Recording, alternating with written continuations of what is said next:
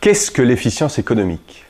Pour comprendre ce terme, il faut d'abord interroger le terme d'efficience, trop souvent confondu avec celui d'efficacité.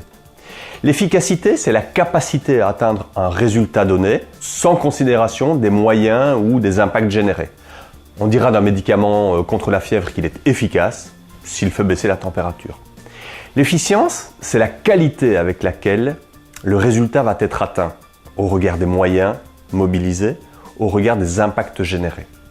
Le médicament A sera plus efficient que le médicament B s'il fait baisser la température plus vite, avec moins d'effets secondaires ou en étant moins cher à produire.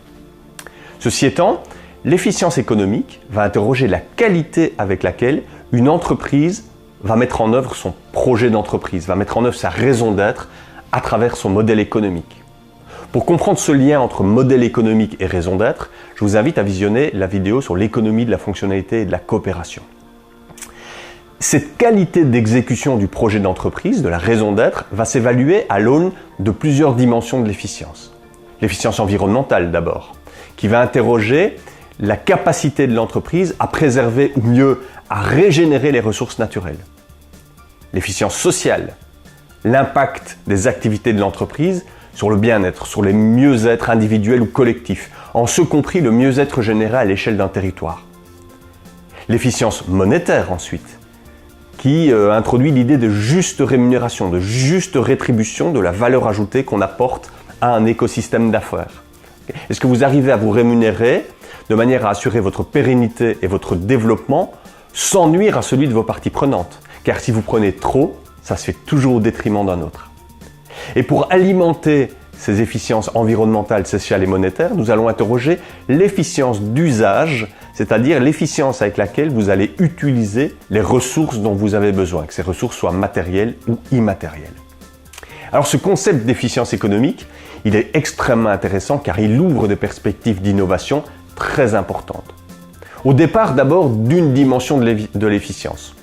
Prenons un exemple simplifié. Une salle de réunion. On a toutes et tous des salles de réunion dans nos bureaux.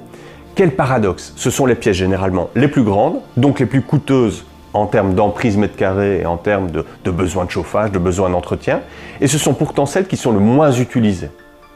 Inefficience d'usage de cette ressource qu'est une salle de réunion. Eh bien, au départ de ce constat, on peut imaginer intégrer de nouveaux usages ou de nouveaux usagers pour accroître l'efficience d'usage et par là même les autres dimensions de l'efficience. La pleine puissance de l'efficience économique apparaît quand on commence à mettre en synergie les différentes dimensions de l'efficience les unes par rapport aux autres. Prenons l'exemple bien connu de ce fabricant de pneus qui, au départ, a un modèle de vente de pneus à l'unité. Difficile dans ce cas-là de produire de l'efficience environnementale car 1. Vous devez vendre toujours plus de pneus, vous êtes face à une équation insoluble en termes de mobilisation de ressources, et 2. Votre pneu, il n'a pas intérêt à durer trop longtemps, car sinon, il prive l'entreprise de son marché de remplacement.